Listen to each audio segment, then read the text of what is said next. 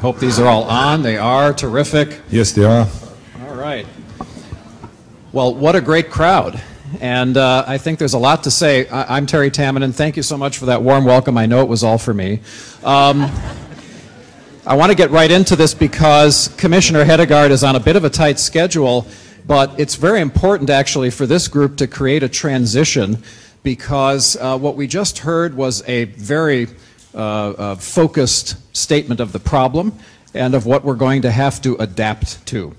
And we're going to hear from Governor Schwarzenegger later about some of the solutions and the mitigation that we can take that might be a more hopeful picture. But in between, we have Commissioner Hedegaard, who deals with this every single day, who is trying to find ways to find the nexus between adaptation and mitigation and hope and despair and policy solutions and technical solutions. But one of the other things that she's a great visionary on, like the governor, is getting the public engaged in actually making this a movement that gets everyone engaged in solutions. And that's part of what she wants to talk about tonight, and Governor Schwarzenegger does as well before we get into the second half of the program. So, Commissioner Hedegaard, with that, may I turn it over to you? Thank you very much. And congratulations to Sustainia. We're also here in order to celebrate a new initiative. And of course, as Commissioner for Climate Action, I think that it's great when somebody takes the initiative to try to communicate what kind of solutions are out there.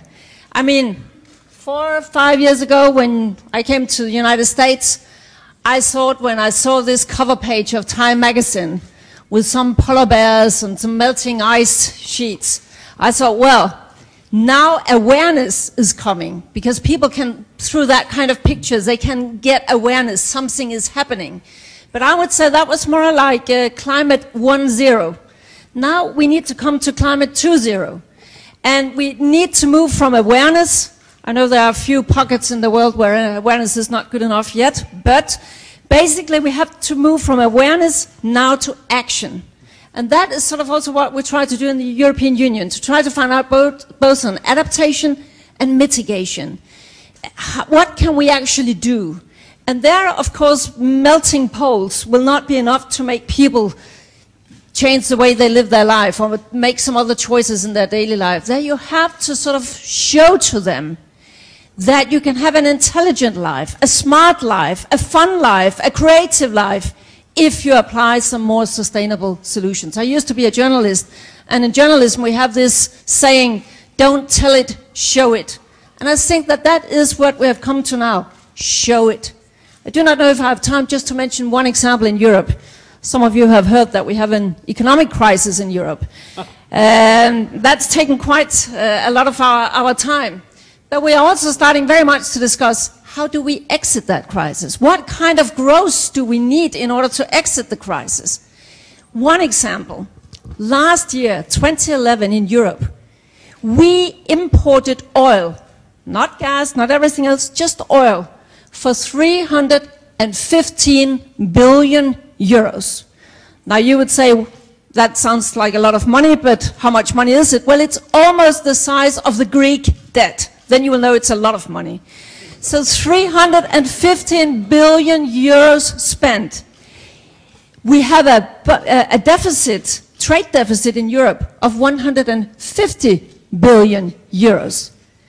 So how wise is it to continue to pour money into Middle East regime, into different other systems, so that they can sort of have the growth that they need, instead of us investing a bit more in a more energy efficient and resource efficient society?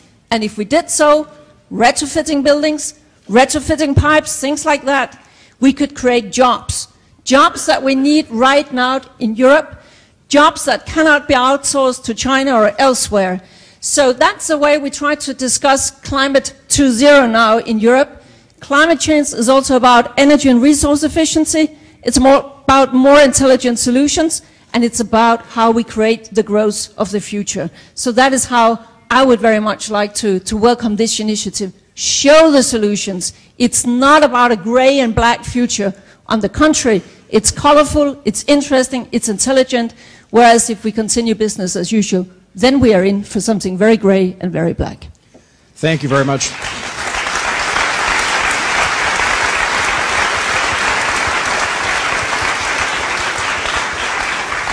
I think the European Union needs a climate action commissioner who's more passionate and animated, don't you? I mean, that was fantastic.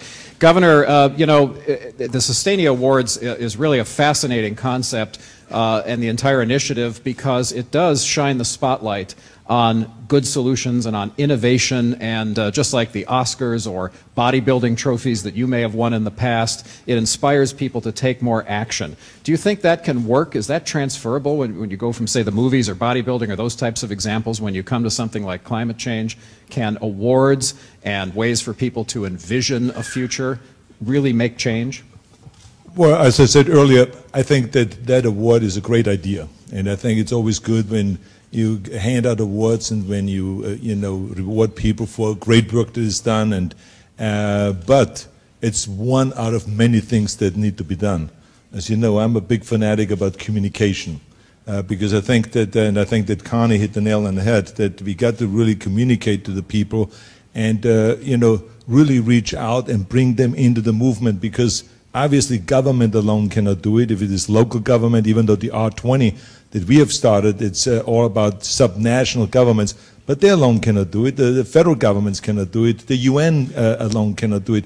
I think everyone has to work together in this movement, and we have to communicate and let the people know, not only kind of talk about guilt and talk to them about, you know, this is terrible to sit in a jacuzzi because, you know, there's greenhouse gas emissions, or it's terrible to drive with this truck because there's greenhouse gas emissions, so it's terrible for you to fly with the plane because there's greenhouse gas emissions, but to talk about the good things that are going on. Like, for instance, there is the Geneva Car Show that is here right now. Well, the people don't have an idea that, for instance, there's a whole pavilion out there of green cars. So we, the R20, are going to organize an event, a press event, tomorrow morning at 9 o'clock, at 9 a.m., to go and put the spotlight on green cars so the people all over Switzerland and all over Europe get to see that there's 50-plus cars out there that are green, that are getting 65 miles per gallon. And that is extraordinary performance. And so we see the car manufacturers now slowly kicking into gear and start producing alternative fueled cars, which is so important. But you see, they can have their pavilion out there from here to eternity. But if you don't communicate that, and if you don't put the spotlight on it, you have nothing. And so my point always is, and I come from the marketing background, and I've gone through, you know, putting the spotlight on things, if it is, you know, fitness and going through the whole fitness crusade and promoting my movies and everything. If you don't communicate right, you have absolutely nothing. No one will buy your product. You can have the best product in the world, but no one will buy it because no one will know about it. So those are the kind of things I think that's very important to do, and that's what we, the R20, are all about, is to go and see those holes that we have in this whole environmental movement and try to fill those holes and be more inclusive, and as I always say, to make the whole movement more sexy and more attractive, more hip, so that everyone becomes part of it, and not to make people believe that government will take care of you and government will take care of the solutions, but it is you. Each and every one of you has to ask yourself all the time that question, what do I do personally? And this is why it's also important for us to communicate what you can do, in fact, personally on a daily level. That's a great message. That's worth a round of applause, absolutely.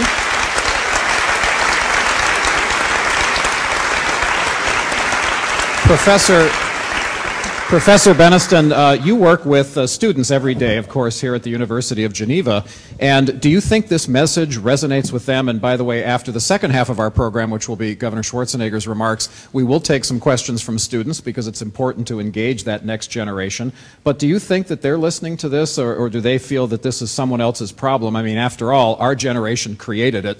We're going to hand it off to them to solve it. No, they're very much aware of the problem, and I think they're aware of the complexities of not just the climate problem, but all the other issues that are probably going to converge, you know, the energy crisis within the next 20 or 30 years, real climate change that will be taking a bite on the environment within the next 20 or 30 years, health problems associated with that. So I think we are communicating the fact that we have to look at these issues in a holistic manner, not just look at climate as a physical element of the system, not just look at economics, not just look at health, but look at them in an integrated manner. And Commissioner Hedegaard, I mean, do you think that that regardless of communicating this, regardless of how many people we get involved, that we're ultimately going to get our countries to take the kind of concerted action that will facilitate this movement and basically have governments helping their own people to facilitate these changes?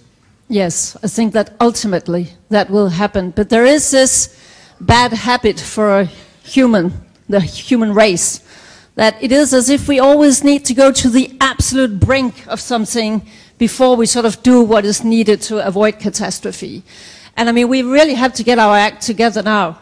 I agree very much. It's a much more sort of holistic thing. Just to give a few facts, according to the UN, 18 years from now, I mean, we're not talking about generations, 18 years from now, we will need at least 50% more food, because we become more people, but also more people will enter the very consuming middle classes. At least 45% more energy, at least 30% more water. I think that most people can see that if we're not creating another kind of growth where we get more output out of less input, then we are in for really, really big trouble. So I think that governments will get their act together internationally, nationally, regionally, as the governor was talking about. We see a lot of municipalities, they start to move now. Why? Because also their citizens will say this makes sense and we expect it from you. But I agree very much with what the governor was saying, that we can create the framework. We can get the targets right, the pricing mechanisms right, the taxing systems to create the right incentives, things like that. Politicians have their responsibility. But in the end, it is the science community that must provide sort of basic knowledge that we can act on, new technological solutions. Companies will have to make these solutions available. We have a lot of solutions now, but it's not disseminated enough. So we need to take the solutions that we have to scale. And then I think that it's incredibly important, the point about the responsibility that each of us have in the daily choices we make. Each day, each of us send clear signals to those who are producing the different goods that we demand. And we have a huge power there. So politicians, citizens, companies, all of us have our respective responsibility in this. And Mr. Giraud, I mean, you obviously work with an organization that is created to measure things, to look at systems and how they work. And from your presentation, it's clear that you have a great view of that. Do we have enough information to feed it back to policymakers and to citizens so that they understand that there's only so much time left and really how much time that may be? Actually, we do measure. We do more than measuring. But you do at least that. You see, to make decision, you need to start. You cannot manage what you don't know. So, knowledge starts with observation. Observation has to be transformed into information, into products which are suitable for decision making. And indeed, what I presented in my just a few minutes ago was an initiative which is exactly to address the question you have been asking. Right now, there's not enough information often, or information in a form which is not quite suitable for making decisions. So we are working on that to provide decision makers at all levels, regional levels, global levels, but also to the fishermen, to the farmers, with information that they can use to make decisions in climate-affected areas. It is a big challenge, but it is something that where we have made huge scientific progress over the last 20, 25 years. Just one example, 25 years ago, it would not have been possible to predict the onset and development of El Niño phenomena, which affect many countries. Now it is possible because of this scientific progress has been huge. But this has to be translated into final products to make decision. So yes, we are working on that. We are confident, but time is not on our side. You see, in Copenhagen, I was discussing with a number of representatives of small islands, and they said the target of 2 degrees globally is not enough. We need 1.5 degrees. I said, yes, I agree. However, the laws of physics are against you. 1.5 degrees is essentially no longer feasible because we have injected too much greenhouse gas in the atmosphere already. We cannot achieve 1.5 degrees unless we can remove quickly, not reduce emission, remove greenhouse gases from the atmosphere. And we know technology is not yet quite there for that. But even 2 degrees was a challenge in Copenhagen. 2 degrees is now even more difficult. And if we don't take quick action, 2 degrees is on the verge of being impossible. So back to your question, even for that, to inform that decision, we need to provide better and better information. And this is what we are trying to do. Well, time is not with us on this section of our program this evening either, but thank you for that clarity. It's clear that there is no time to waste. And so with that, I'd like to invite you all to thank this panel. We're going to move on to Governor Schwarzenegger's presentation, but please give them a great big round of applause for that wonderful context.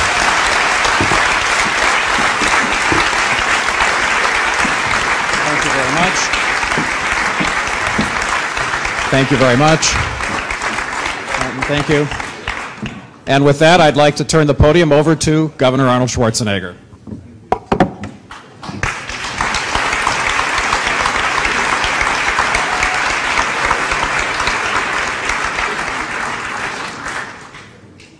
you very much for your great introduction. I'm all pumped up to be here today at the University of Geneva with the future leaders of Switzerland and of Europe, and hopefully also of our green energy revolution.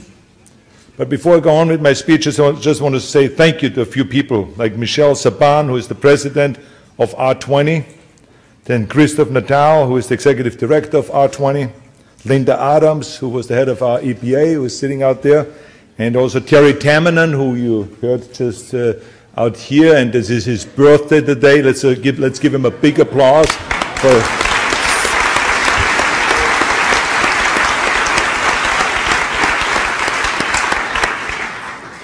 You don't look bad for a guy 80 years old.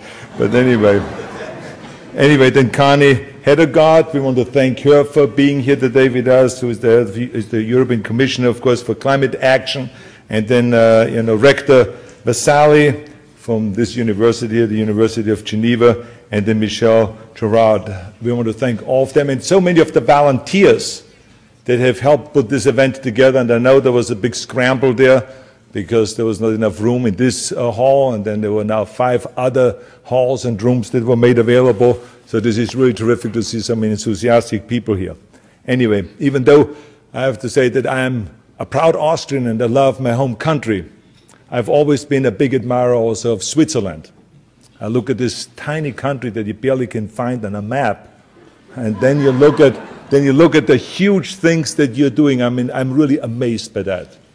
You are the best in so many things, and your influence is many times larger than your country. And earlier this year, I saw your Swiss power firsthand at the Hahnenkamm race in Kitzbühel. I mean, in downhill skiing, it's considered one of the greatest challenges. It has been called the most dangerous downhill race in the world, where they go 95 miles an hour. And of course, who won? Not an Austrian. The Swiss legend Didier Kutsch. And not only did he win,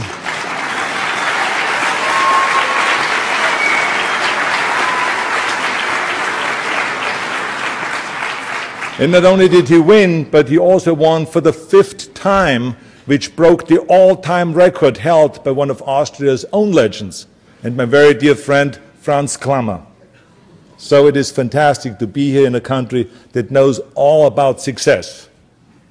Now, I love this place, and it's also great shopping, and of course, you have great watches. I mean, I'm wearing a Swiss watch right now, the Audemars Piguet, and then, of course, you always have to have also a watch, a pocket watch. This is Richard Mille, also Swiss watch, so I'm backed up all the way with Swiss stuff.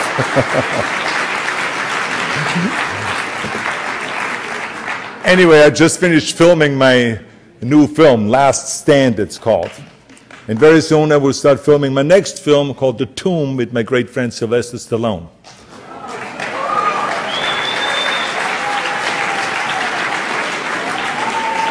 Now, I've always said that when I'm finished with politics and finished with the governorship, that I will go back filming. And I'm loving every minute of it. I mean, it feels so great again to be on a movie set and to run around and race with cars and shoot the bad guys. There's explosions and shootouts and all kinds of special effects. But that's all movie magic. But what we are talking about here today is reality. And it's serious reality. And I tell you why I say that, because the US Department of Energy just reported that in 2010, the global output of carbon dioxide has jumped by 6%. The world has literally pumped 500 million more tons of carbon dioxide into the air than it did in 2009. And our challenge isn't shrinking. Every day our population is growing. Last year, the world's population hit 7 billion. And in 14 years, it's expected to pass 8 billion. At the same time, more and more people are moving into urban areas. More and more people are embracing the joy of driving a car. And more people are using electricity to improve their lives. And therefore, more and more people are polluting. Our task is daunting, and it is growing exponentially every minute we wait. But that's the bad news. There's also good news. The good news is that it is fantastic things are happening all over the world.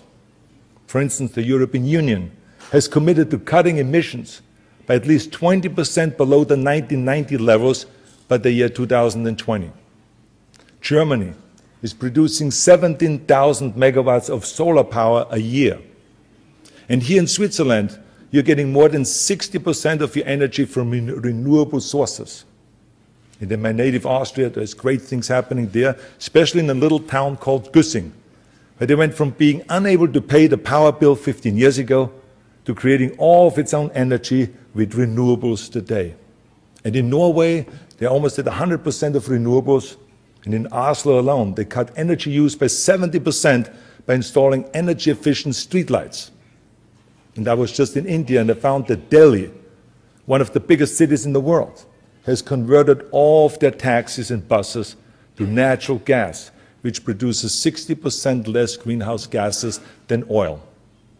And of course, we in California, we have done historic things ourselves. When I was governor, when I was elected in the beginning, I remember I promised the people of California that I would protect the environment and I would pump up the economy. Now, some tried, of course, to dismiss this by saying, come on, Arnold, he's driving this gas-guzzling Hummers. Plus, there's an R in front of his name. He's a Republican. Those are just empty campaign promises. Well, what they didn't know was that my Hummers were running on biofuel and on hydrogen. And when it comes to the environment, there is really no right and left. There's only one way to go, and it is forward. And that's exactly what we did in California. We marched forward. So we put together a great team with the public sector and the private sector, Republicans and Democrats, community organizations and universities, labor and businesses, and we all worked together. And believe me, there was a lot of action. We started building the hydrogen highway right from the beginning to provide fueling stations for hydrogen-fueled cars. And then we passed the tailpipe emission reductions, which then was adopted by the Obama administration on a national level. So that shows you what power subnational governments actually have. Then we did the 1 million solar roofs. Then the renewable portfolio standard, moving our renewables to 33%. And then we did our historic climate change law, AB 32, where we made a commitment to reducing our greenhouse gases by 25% by the year 2020 and 85% by the year 2050. And our green economy has boomed. The green sector has produced 10 times the jobs of any other sector in California and has attracted 67% of the green tech venture capital in the United States. So California is getting all this venture capital, even though 67%, even though we only represent 10% of the United States. There are examples of great action everywhere you look. But still, I have a major concern because there are some who are frozen. There are countries and states and cities and people who think that we can't create a green energy future without an international agreement. And I am on a crusade to change that.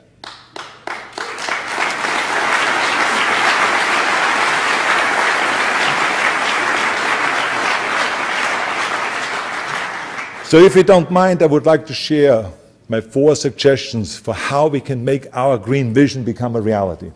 First of all, banish the word impossible from your vocabulary and do it right now.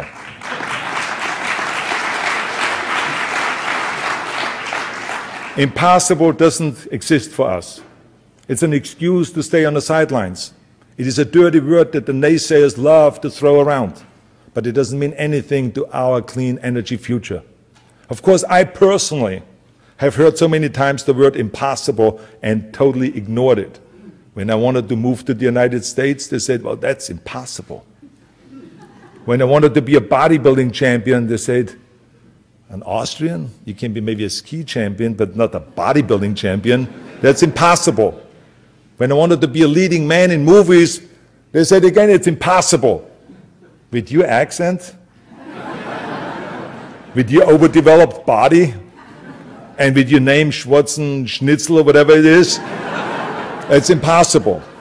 And then, when I said I'm going to run for governor, I want to be governor of the great state of California, they said again, it's impossible. You have to start little. You have to start as a city manager or as a mayor or maybe as a state assemblyman or something like that, but not as governor. That's impossible. Of course, I always ignored this word impossible. I believe what Nelson Mandela said. He said, things always seem to be impossible until someone does it. And that's exactly what I've done. I've always done it. Which brings me to number 2, and that is don't wait. Don't wait for anybody. You will never get where you want to go by sitting on the side of the road and waiting to be rescued. Whatever you're waiting for, if it's an international agreement or federal action or anything else, stop right now. Hope for those things, yes, but don't wait on them. I hope there's an international agreement, a Kyoto 2, just as much as anyone else. Believe me, I love sequels. I come from the movie business. So of course, and I know that if anybody can bring all of the nations together, it is UN Secretary General Ban Ki-moon, who is a great leader and a great visionary.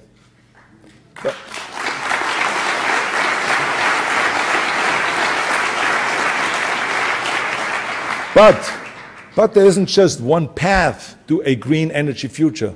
There are many ways to get there. I believe that we must continue to move forward at the subnational level. And the states, the provinces, the cities, the private sector, the academic sector, the non-profits, and all of the individuals. We should be defined by our movement, by our action, not by our hesitation.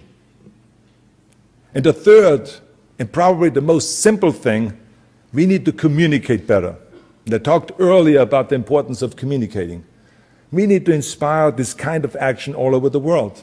And that is my mission. I won't stop until we have spread and communicated our green revolution everywhere. And this is nothing new for me.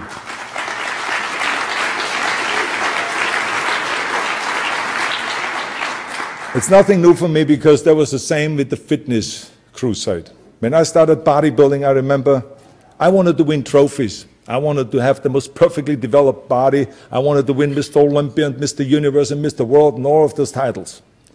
But as time went on, bodybuilding became something much more to me. I didn't want to just spend time in front of the mirror and train for myself and lift for myself. I wanted to lift the entire sport. I wanted to inspire the world to be healthy and fit. I wanted everyone to feel as great as I did. So I did everything that I could to spread that message. I wrote books on fitness, I did documentaries like Pumping Iron, and I did seminars and lectures and speeches all over the world. And let me tell you something, our crusade, our fitness crusade was successful. Because today there are gymnasiums everywhere you look, in hotels, in military bases, hospitals, office buildings, sports teams, in universities, in high schools, everywhere. In fact, the first thing that I did when I checked in at a hotel here in Geneva, I asked the hotel staff to show me the gym. And let me tell you something, they brought me to a fantastic gym where I could get a full workout. Now, 30 years ago, I guarantee you could have looked around from hotel to hotel, there would have been no place where there was a gymnasium. Because I remember when I traveled around the world 30 and 40 years ago. So fitness, of course, was my crusade. I worked on it for decades. Now, this is my crusade.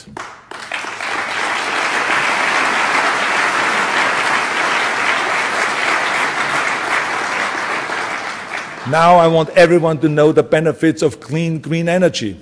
I want everyone to know that they can accomplish what we did in California, or what they're doing in Switzerland, or what they're doing in Norway, or in Austria or in any other place where there's great success. I want everyone to know that they don't have to wait for an international agreement in order to go and move forward. They don't have to wait for federal laws in order for us to move forward. Remember that the most powerful movements in human history, from the American Civil Rights Movement to the movement to end apartheid in South Africa to the Indian independence movement, they did not start at the top. They started at the grassroots level. Mahatma Gandhi, Nelson Mandela, and Martin Luther King, they are our heroes. Not because they waited for some higher being up there to tell them it's okay to go ahead. No, they didn't wait. They had no more patience to wait. They took matters into their own hands. Well, we can't afford to wait either. It was in that spirit that we actually launched the R20 last year. By the way, when we looked around for a place to build our headquarters, of all the places in the world, we chose right here in Geneva. I told you, I love Switzerland.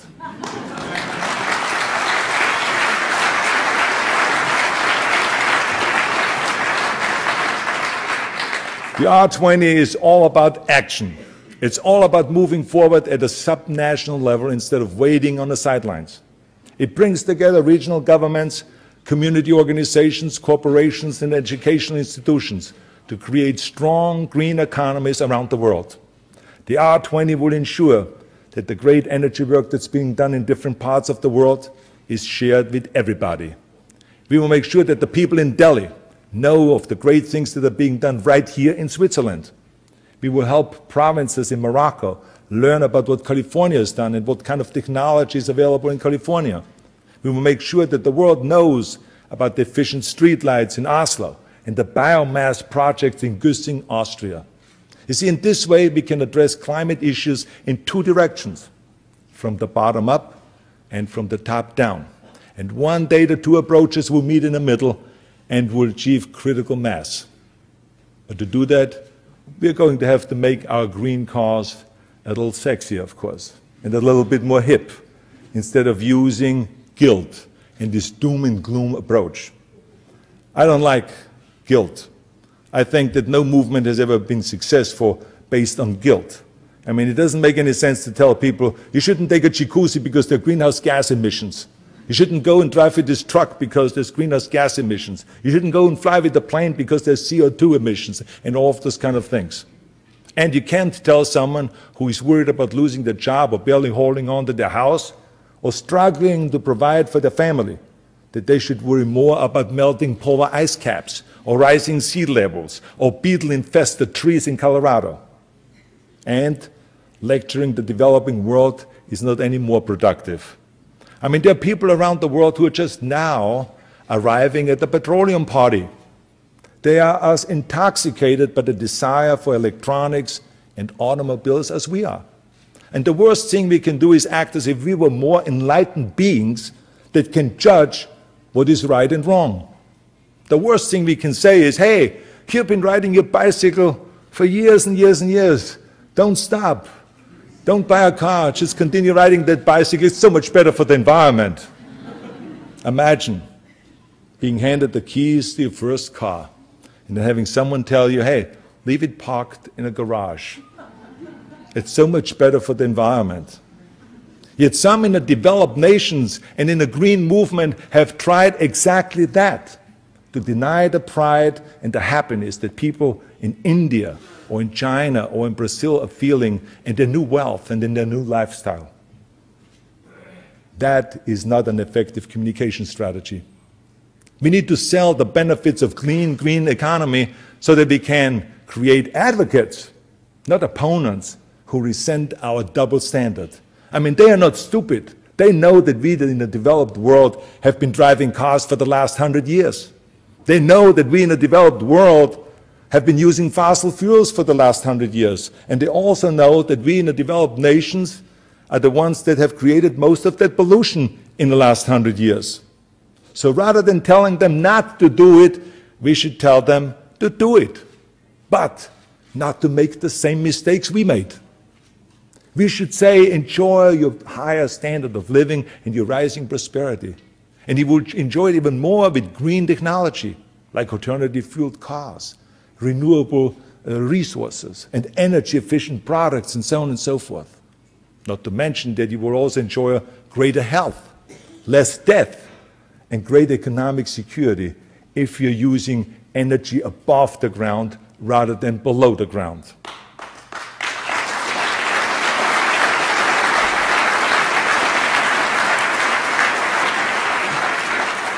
So you see, that's what we should tell them.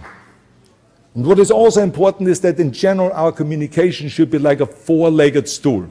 Let me tell you what I mean by that. Up until now, I feel that we have been using a wobbly one-legged stool, climate change, which clearly is not holding us.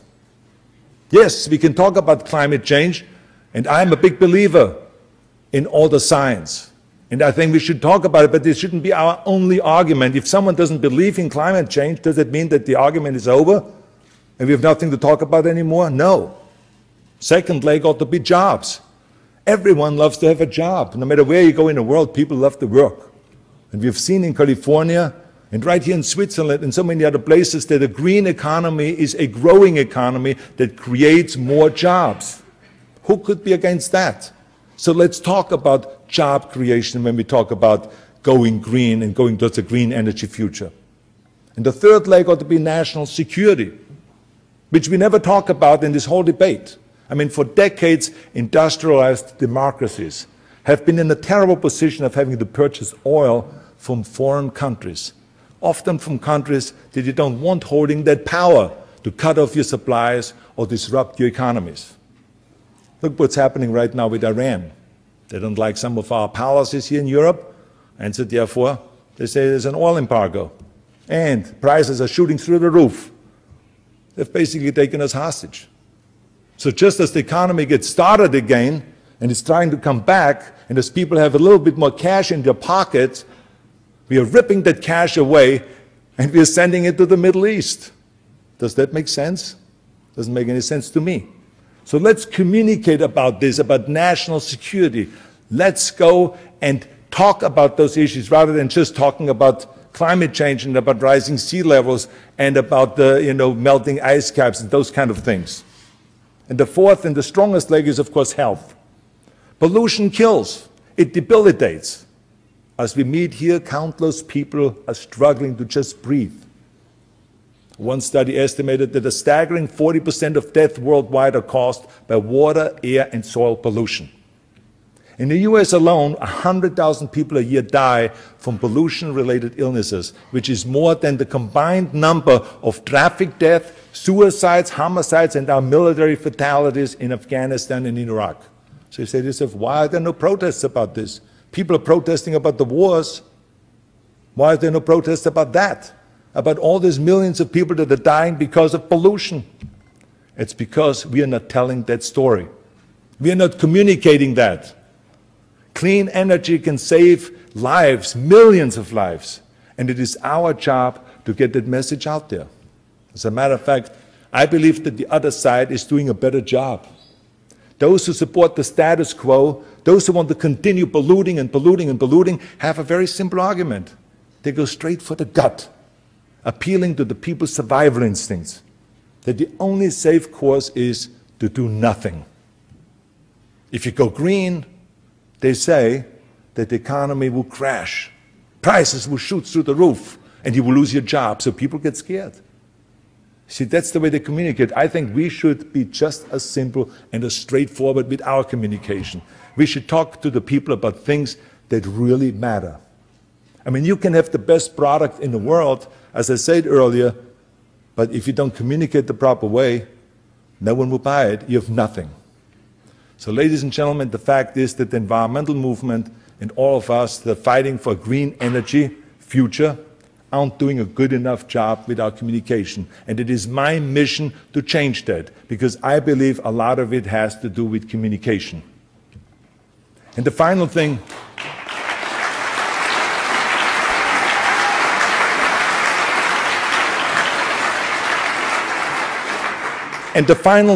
that I want to talk to you about is you. That's right, you. You have extraordinary power. As I said earlier, you can perform miracles. If we work together, we can achieve very quickly a green energy future. I remember when I heard my father-in-law, Sergeant Schreiber, who started the Peace Corps, the Job Corps, Legal Aid to the Poor, VISTA, and all those kind of programs under the Kennedy and under the Johnson administration. He's one of my heroes. He said to the students at the Yale University, tear down that mirror. Tear down that mirror that makes you always look at yourself. And you will be able to look beyond that mirror, and you will see the millions of people that need your help. Wow. I was blown away by that. Those words hit me like a lightning bolt. And once I tore down my mirror, I couldn't stop serving. From being a special coach to the Special Olympics, or starting to build after-school programs all over the United States, or being the chairman of the President's Council on Physical Fitness and Sports, or then eventually running for governor and serving for 7 years as governor of the great state of California. I tell you, it was so wonderful to serve the people. I don't regret 1 minute of it. And to me, this was the most satisfying moment, the most gratifying time to serve the people of California. It was wonderful. And now I want all of you to tear down your mirror and to ask what you can do. Every day I want you to ask yourself, what have I done today to reach out and to help people that need my help? What have I done, for instance, to move us towards a green energy future? Will you sit in front of the TV and watch the news and just keep complaining? Or will you do something about it? That's the question. Will you be part of the solution, or will you be part of the problem? Ask yourself that question. Reach deep down inside and embrace your tremendous power, and know that you can be a crusader for our green future. As Mahatma Gandhi said,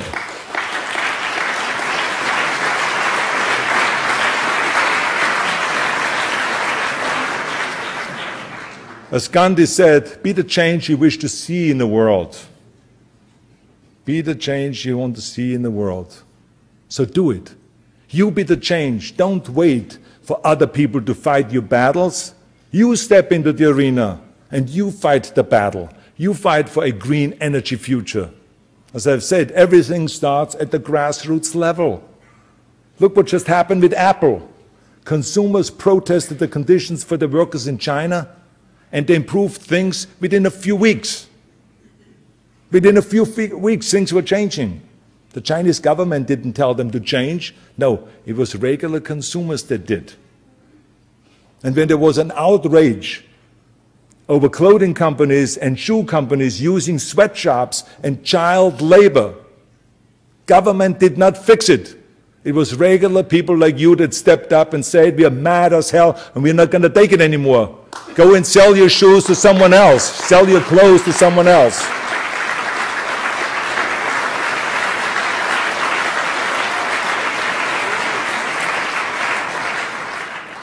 And California is a perfect example of that. In California, we ask the people to be our partners in energy conservation. We ask each household what they could do to use less energy. Well, people love that. People love to have the power to save energy and to save money, and they love to participate and to help their state. California is now 40% more energy efficient than the rest of the United States. Think about that. Just to give you an idea what that means, because someone said today here that we don't have the technology to reduce and to achieve our goal. We have the technology, because what that means is that if the rest of the United States is as energy efficient as California, we could literally close 75% of our coal-fired power plants. Or, to make it a little bit simpler, an equivalent of taking 300 million cars off the road. Now, we don't have 300 million cars in America. We only have 240 million. But just to show to you what enormous impact that made and how successful California is because of ordinary folks participating. And this is why I said earlier, we got to bring the people into our movement, because that's people power. That's what I'm talking about. And you have that power to create change. You will show the naysayers that we are not Don Quixote embarking and some impossible romantic mission to fight enemies that don't really exist. No. We are tilting at windmills, we are building our windmills, and we're building windmills all over the world, spreading the freedom and the power of clean energy and an energy independence. We got to be energy independent.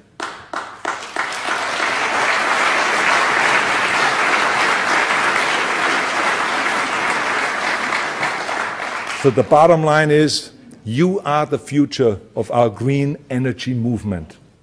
You are the ones that we've been waiting for. So thank you very much for your attention. Thank you for your hospitality, and thank you for having me here in your beautiful country. I'll be back. Thank you very much. Thank you.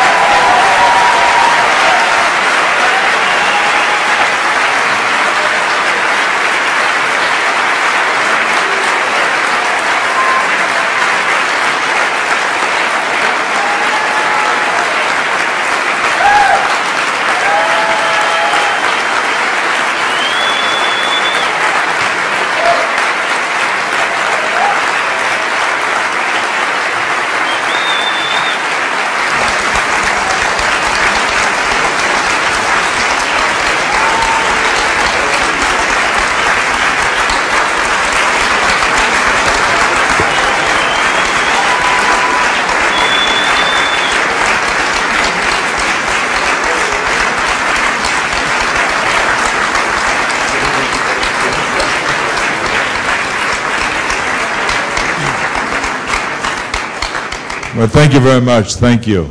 Well, Governor, you've been kind enough to say that you would take a few questions, especially from the students. We're here in a university, after all, and you challenged us to become part of people power, to become part of the solution.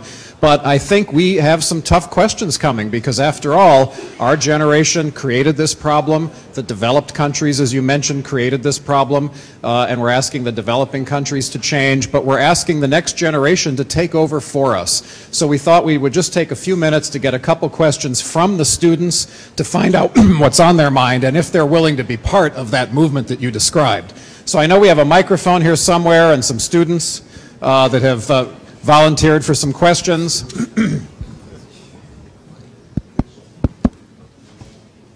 Hi. Got a microphone over there. Hi. If it's working.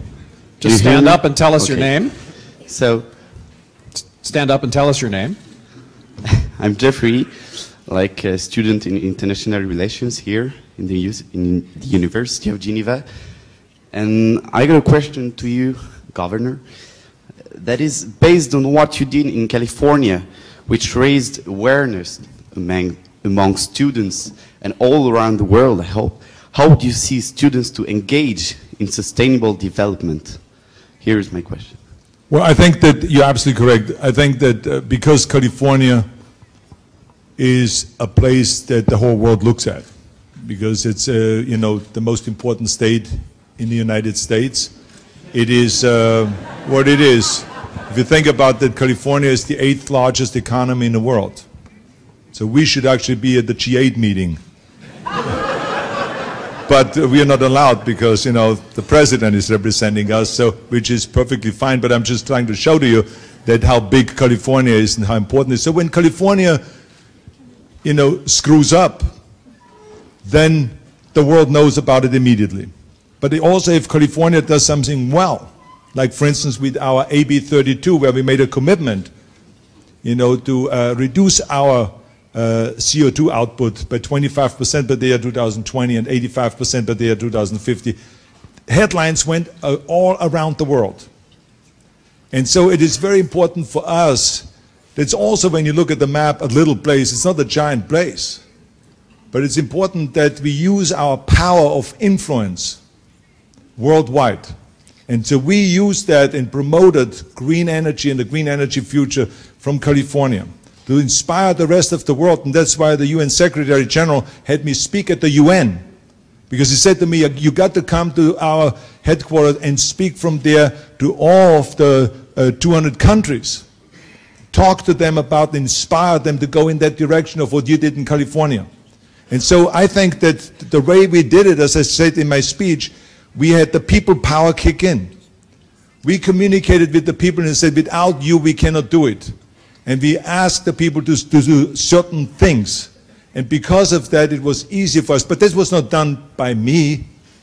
May I remind you, that was done already 30 years ago. As a matter of fact, I think Jerry Brown, who is now governor of California, has already started that in the 70s. So this has been a long process. It's not from one day to the next. You know, you got to bring people in and you got to convince them that solar is the way to go. You got to convince them that wind is the way to go. And so in California, we have now started building, you know, the biggest solar plants in the world. As a matter of fact, there's this competition between California and China. You know, one year you hear China say, we just built the biggest solar plant in the world. Then California comes right back and says, no, we now built the biggest solar plant in the world. And that's how, but it just shows the extraordinary work that's done. And that's why I said in my speech that we got to include the academic world in all of this, because, and you know, we got to go and start already from early on, from childhood on, kindergarten through 12th grade, or all the way up through college. We got to educate the people and tell them about what is going on in the world and the danger that is existing if we don't do something about it. But we have it at the same time, we have to make it attractive enough so that young people get drawn to it. And that's why I say we got to make it a little bit more hip, rather than always using the guilt and beating up on people, making them feel guilty and threatening them that the world is coming to an end if we don't do something right away. Because I don't think that alone works. I think we got to make it attractive. And if you look at the cell phones, there was no one 20 years ago that said, no government agency, no international pact or contract or a deal that was made that said that in 20 years from now, 4 billion people have to be able to communicate with each other. But that's exactly what happened. Started out with this enormous cell phone that felt like you're holding a brick in your hand, and it was $1,600. And just a week ago, when my daughter called me and said she lost her cell phone, I went to the store with her, and within a half an hour, she got her cell phone, and it cost absolutely nothing. You just had to buy the services, and that was it. So it just shows you the changes. Now 4 billion people. When I was in Nigeria, I saw people walking around with 1 and 2 cell phones, but they didn't even have electricity. They didn't even have flashing toilets or anything like that, but they had cell phones. So that's what I'm talking about. Everyone now is participating. Everyone is part of that communication. And that's what we want to do with the environmental movement also. Make people buy in and become part of it. And especially it's important that the students participate in this whole thing and they become the crusaders also. Okay? A great answer.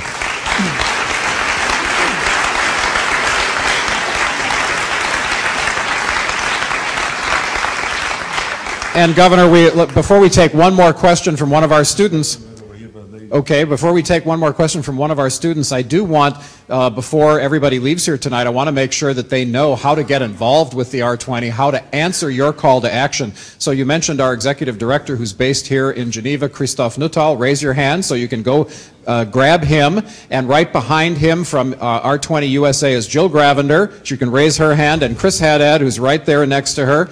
Our great team from California. Give them also a big hand.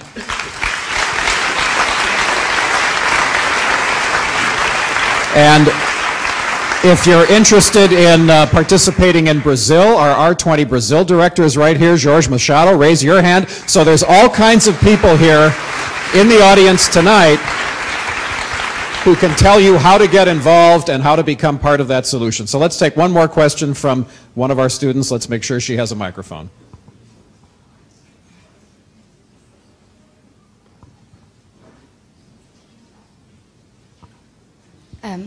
Thank you. First of all, thank you for coming here to the university. I just wanted to say I'm disappointed because I waited during 2 hours in front of the doors, and as you said, we have to tear down the mirror and not stop looking at ourselves. And you quoted so many times California. I'm wondering why you said that. And I want to know what can we do, because you said we have to take action. We have to stop. We don't have to wait. But I was hoping for some advices, something we can actually do. As one of your colleagues said, we're in time 2.0. Maybe we have to go to 3.0 and say what can we do instead of saying do something, and maybe stop driving Hummers, although they're green Hummers. Maybe do something instead of saying to do something.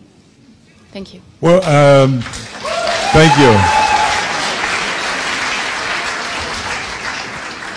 That's why I said earlier that you should ask yourself, what do you do? Ask yourself that every day.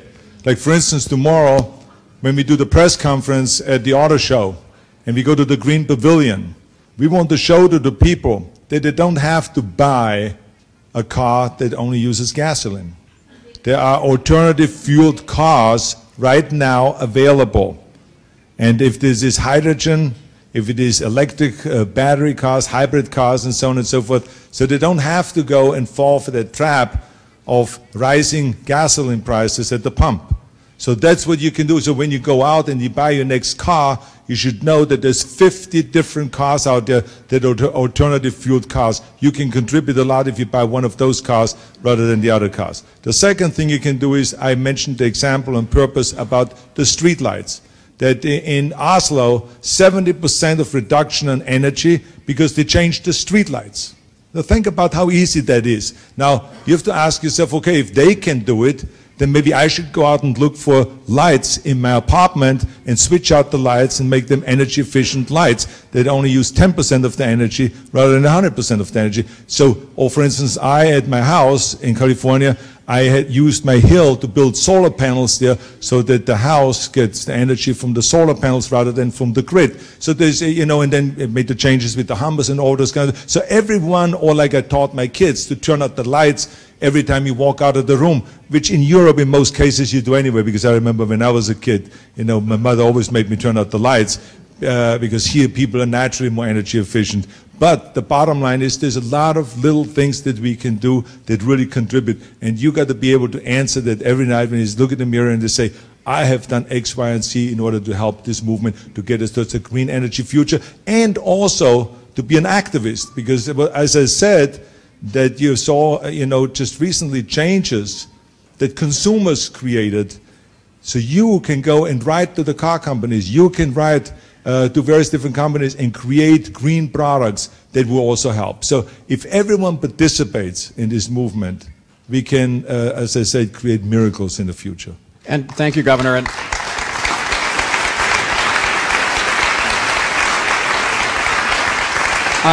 I have to tell one little story on the governor, and he's mentioned this publicly before, so I think it's okay for me to tell you that he not only would harass his kids to turn off the lights if they left them on, but he would take the light bulbs from the lights if he left them on. So at some point, if they did it often enough, they would sit in the dark. So that's another way that our students can participate. If someone's leaving the lights on, just take the light bulbs. But one other way, Governor, which you exemplified, and we'll close on this note, is that, look, you can participate in government. That's one of the things that I think everybody here should take away from this message. If you think about all the things that you could do in your career, all the opportunities that you had, and instead you chose to serve, you chose to go work in Sacramento, and a lot of people criticized you, a lot of people said it wasn't enough or it wasn't good enough, but you did it, and you continue to do it. I mean, even now, you could be off doing other things, and you're doing movies, but you're still serving the public in this way, and I think that's fantastic, and that's a great example. Get involved in government. A lot of people say government's not so great, or government's the problem, but you've proven, I think, that at least in this case, government is the solution. So people ought to get involved and get involved in their government. Well, you're absolutely right, but I mean, there's just so many things that you can do, and you see people always sitting in front of the TV or reading the paper, reading a magazine, and say, oh, this is terrible. I mean, look at the economy. This is terrible. Look at how they, pollute the world. This is terrible. And look at the street gangs here, like in Los Angeles. Look at the street gangs. That's terrible. And I say, well, what do you do about it? If you don't like the street gangs, the reason why they are street gangs, because they don't have parents in the afternoon to take care of them, to supervise them. So that's why I went out and created after-school programs in all the major cities in the United States so that we can keep those kids that are in danger because they don't have parents waiting for them when they get out of the school, and take care of them and help them with their homework and with their academic work and give them sports programs and fitness programs and academic stuff and all those kind of things. So I did something about it. rather than complaining and say, oh my God, the gangs, they kill each other, isn't it terrible, and all the drugs. So we are out there on a crusade to say no to gangs, no to violence, no to drugs, and yes to education, and yes to life. So we do something about it. So what I'm saying is instead of complaining, are you the one that is complaining and saying, oh, someone else is going to do it? Yes, someone else may be doing it, but wouldn't it be much better if you help right along the way? I mean, we got to take care of our country, of our community. That's just the way it is. And I think that instead of waiting for government to do everything, which I think is almost impossible for government to do everything, I've said there, it's overwhelming. I think it is good when people participate, and that's why I used that example of Californian people just doing simple things like helping with saving energy, and therefore the state is, as you know, you were with the EPA, you were the head of it, is 40% more energy efficient. So it's just basically reminding you that each and every one of you has tremendous powers of influence. Use that power. That's why we have it. Use it. And by the way, I love the fact that when we checked into our hotel, the person who checked us in said, would you like a free bus pass? And so they offered that, yes. So we do need cars, but isn't it great to be in a country where they have such great mass transit? Well, on that note, Governor, I think you've inspired everyone, but since you come from politics, you understand the power of polls, of taking a poll. So let's take a poll right now. I want to see a show of hands. How many of you are going to go out of here tonight committed to doing something, committed to tearing down the mirror and making sure that you're part of the solution? Let's see the show of hands. All right, on that note, I think it's a successful poll. Congratulations. Please say thank you to Governor Arnold Schwarzenegger.